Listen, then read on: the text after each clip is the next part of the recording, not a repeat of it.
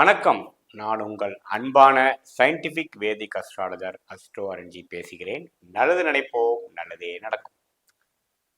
தொடர்ந்து நம்மளுடைய வீடியோஸ் பார்த்தீங்கன்னா சயின்டிஃபிக் வேதிக் அஸ்ட்ராலஜி முறையில் அறிவியல் சார்ந்த ஜோதிட கருத்துக்களை பார்த்து கொண்டிருக்கிறோம். எந்த விதத்திலும் மூட நம்பிக்கைக்குள்ளே போகாமல் உள்ளது உள்ளவாறு எதையும் மிகைப்படுத்தாமல் பரிகாரங்கள் அது மாதிரி விஷயத்துக்குள்ளே போகாமல் ஒரு கிரகம் இருக்கக்கூடிய இடம் பொறுத்து அது ஜென்ம ஜாதகமாக இருந்தாலும் சரி, கோச்சார பலனாக இருந்தாலும் சரி, எத்தகைய ஒரு தாக்கத்தை கொடுக்க போகிறது என்பதை உள்ளது உள்ளவாறு அறிவியல் சார்ந்த ஜோதிட கருத்துக்களாக பார்த்துட்டு இருக்கோம். அந்த முறையில் இந்த வீடியோவில் பார்த்தீங்கன்னா மேஷ ராசிக்காரர்களுக்கு 2025-27 அதாவது 25 நடக்கக்கூடிய சனி பயிற்சியிலிருந்து அடுத்த ஒரு 2-2.5 வருடங்கள் எத்தகைய ஒரு காலகட்டமாக இருக்க போகிறது அப்படிங்கிறது நம்ம மேஷராசிக்காரர்களுக்கு வரப்போகிற சனி பயிற்சி, அதுக்கு அடுத்து வரக்கூடிய ராகு கேது பயிற்சி, குரு பயிற்சி, இதெல்லாம் சேர்ந்து கூட்டு கலவையாக 25 எப்படிப்பட்ட ஒரு வாழ்க்கை திருப்பங்களை நிறைந்த ஒரு அம்சங்களை கொடுக்கக்கூடிய அமைப்பு மேஷராசிக்காரர்களுக்கு உண்டு என்பதை நாம் இந்த வீடியோவில் கொஞ்சம் சற்று விரிவாக பார்க்க போகிறோம். அதுக்கு முன்னாடி நம்மளோட சேனலை ஃபர்ஸ்ட் டைம் வரவங்க மறக்காமல் சப்ஸ்கிரைப் பண்ணுங்கள், ஃப்ரெண்ட்ஸ் அண்ட் ரிலேட்டிவ்ஸ்க்கு ஷேர் பண்ணுங்கள். இப்போ பார்த்தீங்கன்னா சனி பயிற்சி மார்ச் இறுதியில் 2025 மார்ச் 29, 2025 பார்த்தீங்கன்னா சனி கும்பத்தில் கடந்த 2.5 வருடமாக இருந்த சனி மீனத்துக்கு குருவின் வீடாகிய மீனத்துக்கு இடம்பெயர்கிறார். அதே போல ராகு கேது 1.5 வருடத்துக்கு ஒரு தடவை இடம்பெயரக்கூடிய ராகுவும் கேதுவும் ஏப்ரல் 2025 அப்போ மீனத்தில் இருக்கக்கூடிய ராகு கும்பத்துக்கும் அதே மாதிரி கன்னியில் இருக்கக்கூடிய கேது சிம்மத்துக்கும் இடம்பெயர்கிறார். இத்தகைய இடம்பெயர்ச்சி பார்த்தீங்கன்னா எத்தகையோட தாக்கத்தை கொடுக்க போகிறது, குறிப்பாக மேஷராசிக்காரர்களுக்கு எப்படி கொடுக்க போகிறது, இந்த ஆண்டு கிரகம் என்று சொல்லப்படுகிற ராகு கேது சனி குரு பார்த்தீங்கன்னா ஏப்ரல் கடைசி மே மாதம் 2025 குருவும் இடம்பெயர்கிறார். ஒரு ராசியிலேருந்து இன்னொரு ராசிக்கு பயிற்சி பெறுகிறது. அது எப்படி மேஷ ராசிக்கு ஆகுதுன்னு பார்த்தா 2ஆம் இடத்தில் இதுவரைக்கும் இருந்து கொண்டு இருக்கக்கூடிய குரு 3ஆம் இடத்துக்கு இடம்பெயர்ந்து 7ஆம் இடம், 9ஆம் இடம், 11ஆம் இடத்தை மேஷராசிக்கு குரு பார்ப்பது ஒரு நல்ல விஷயம். அதே சமயத்தில் 12ஆம் இடத்தில் இதுவரைக்கும் இருந்த ராகு 11ஆம் இடம் என்று சொல்லப்படுகிற லாபஸ்தானத்துக்கு போவது ஒரு நல்ல விஷயம். 6ஆம் இடத்தில் கேது இருந்தவர் 5ஆம் இடத்துக்கு போகிறார், அது ஒரு நல்ல மாற்றத்தை கொடுக்கக்கூடிய அமைப்பு தான். 11ஆம் இடத்தில் இதுவரை 2.5 வருடமாக இருந்த சனி 12ஆம் இடம் என்று சொல்லப்படுகிற விரயஸ்தானம், அதாவது 7 நாட் சனியை துவக்க போகிறார் மேஷராசிக்காரருக்கு. ஸோ இத்தகைய ஆண்டு கிரகத்தின் பயிற்சிகள் எப்படி ஒரு தாக்கத்தை மேஷராசிக்காரருக்கு கொடுக்க போகிறதுன்னு பார்க்கும் பொழுது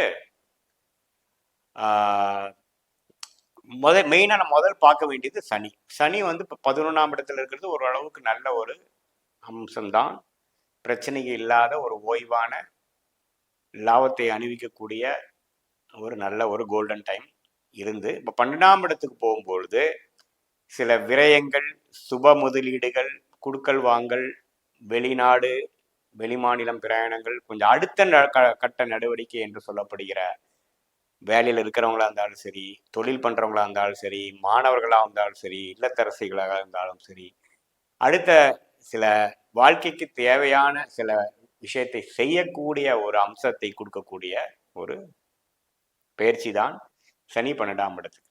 ஸோ 7 நாட் சனின்னு ஒரு விஷயம் வந்து வராமையே போயிடுச்சுன்னா மனுஷன் வந்து டெவலப் ஆகாமல் அப்படியே வந்து அவரோட கம்ஃபர்ட் ஜோன்லேயே குளிர் காஞ்சிட்டு போயிடுவார். ஸோ 7 நாட் சனி எப்போ ஸ்டார்ட் ஆகுதோ ஃபர்ஸ்ட் ஆஃப் ஆல் ஜாதகருக்கு வந்து சாட்டிஸ்ஃபேக்ஷன் இருக்காது. நம்ம இது வரைக்கும் இருந்தோமே, அதுலேருந்து சில முயற்சிகள் செய்யணும், மாறணும், இப்படியே இருந்தா எப்படிங்கிற மாதிரி சில மாற்றத்தை கொடுக்கக்கூடிய ஒரு அம்சம்தான் வந்து இந்த சனி பயிற்சி.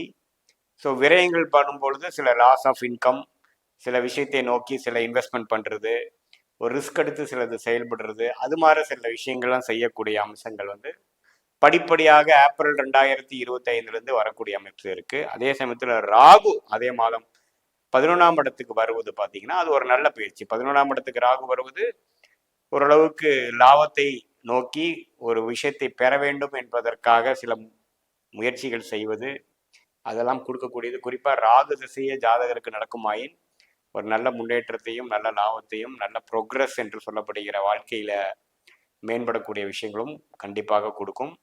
அதே சமயத்தில் 6ஆம் இடத்துல இருக்கக்கூடிய கேது 5ஆம் இடத்துக்கு மாறுவது பார்த்தீங்கன்னா கொஞ்சம் சுறுசுறுப்பாக சில விஷயங்கள் செய்வது, குழந்தைகளுக்காக சில விஷயங்கள் செய்வது, பூர்வீக விஷயத்துக்காக செய்வது, நமக்கு என்ன விஷயத்துல இன்ட்ரெஸ்ட் இருக்கோ அதுல கொஞ்சம் உட்பட்டு சில விஷயங்கள் எடுத்து ஒரு குறிக்கோள் நோக்கி நம்ம செயல்படுவது அப்படிங்கிறதெல்லாம் கொடுக்கக்கூடிய ஒரு அமைப்பு தான். ஸோ ராகு கேது பயிற்சியும் ஓரளவுக்கு பாசிட்டிவாக தான் இருக்கிறது மேஷராசிக்காரர்களுக்கு.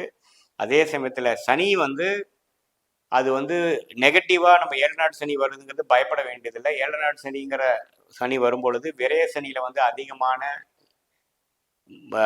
முயற்சிகள், அது பொருளாதாரம் முதலீடா இருந்தாலும் சரி, அதிக உழைப்பு போடுறதா இருந்தாலும் சரி, அதிகமான அலைச்சல்கள் இருந்தாலும் சரி, அது மாதிரி கொடுத்து ஜென்மசனி அப்போ அதை ஜெயிக்கக்கூடிய ஒரு விஷயத்துக்காக போராடுவதும், பாத சனியில போட்ட உழைப்புக்கும் தகுந்த ஊதியத்தை வருமானத்தையும் அந்த ப்ரோக்ரஸையும் பெறக்கூடிய அமைப்பாக அந்த 7.5 வருடங்கள் மனுஷனுக்கு வருதுங்க. ஸோ அந்த அடிப்படையில் இந்த கம்ஃபோர்ட் ஜோன் குளிர் காய்ந்து கொண்டிருக்கக்கூடிய நேரம் முடியுது என்று நம்ம எடுத்துக்கொள்ளலாம்.